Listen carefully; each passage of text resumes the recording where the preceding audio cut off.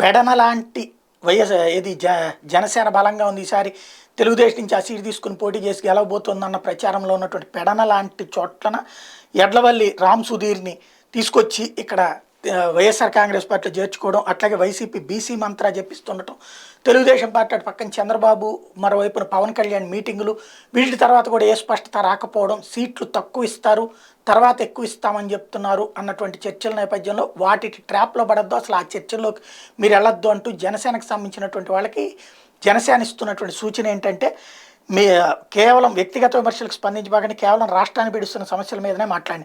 మిగ్జాన్ తుఫాన్ నష్టాల మీద మాట్లాడి, 30,000 మంది ఆడబిడ్డల అదృశ్యం మాట్లాడి, నరకోపాలుగా మారి రోడ్ల గురించి మాట్లాడి, రాష్ట్రానికి కొత్త పరిశ్రమలు రాకపోగా ఉన్నవి తరలిపోవడం గురించి మాట్లాడి, ఎస్సీ ఎస్టీ బీసీలపై జరుగుతున్న అకృత్యాల గురించి మాట్లాడి, ఎమ్మెల్సీ అనంతబాబు ఎస్సీ డ్రైవర్ శవాన్ని డోర్ డెలివరీ చేయడం మాట్లాడి, శాంతి భద్రతల వైఫల్యం గురించి మాట్లాడి, మహిళలపై అత్యాచారాల గురించి మాట్లాడి, ఇసుక దోపిడీ గురించి మాట్లాడి, పశువుల కొనుగోలు కొమ్ముకోవడం గురించి మాట్లాడి, విద్యా పరిశ్రమల శాఖల అవినీతి గురించి మాట్లాడింది, కానీ వేరే అంశాల్లో స్పందించొద్దంటూ వాళ్ళ పార్టీ వాళ్ళకి సూచిస్తున్నారు.